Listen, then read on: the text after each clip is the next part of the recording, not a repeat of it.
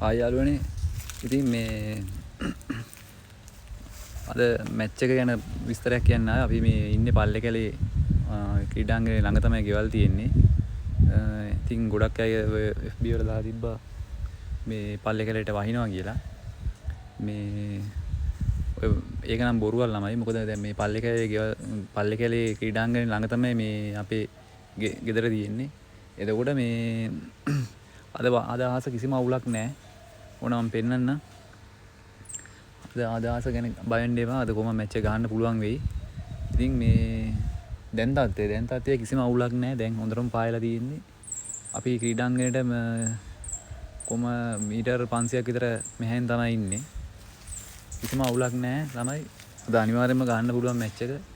වයින්නවා කිව්වට FB එකේ එක පෝස්ට් දාලා දෙනවා මේ මේමයි මැච් එක මේ අද ගහන්න බෑ අද බහිනවා කියලා. නෑ ළමයි බොරුවක් තනිකරම බොරුවක්. ඔයා මේ මම මේ මැච් එක මේ ග්‍රවුන්ඩ් එක ළඟ ඉඳලා කියන්නේ මේක. අද ග්‍රවුන්ඩ් එකට මෙතනලා අපි බැලුවොත් කොමරේ මීටර් 500ක් 800ක් වගේ දුරින් ඉන්නේ අපි. ඉතින් මේ බය වෙන්න එපා මැච් එක ගැන. අනිවාර්යයෙන්ම අද මැච් එක ගන්න පුළුවන් තත්ත්වයක් තියෙන්නේ. ඔයගොල්ලන්ට මම වීඩියෝ එකක් දාන්න අහස ගැන පොඩ්ඩක් වීඩියෝ එකක් දාන්නම් පොඩ්ඩක්.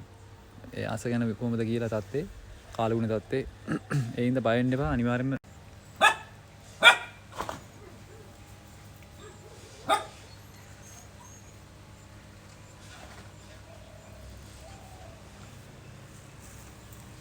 මේ ළමයි කාලගුණේ අද තියෙන කිසිම දෙයකට බය වෙන්න විදියක් නැහැ. අද හොඳට පායලා තියෙන්නේ. ග්‍රවුන්ඩ් එක තියෙන දිහාවට හොඳට පායලා තියෙන ළමයි. කිසිම විදිහට බය වෙන්න දෙයක් නැහැ මේ. පේනවනේ.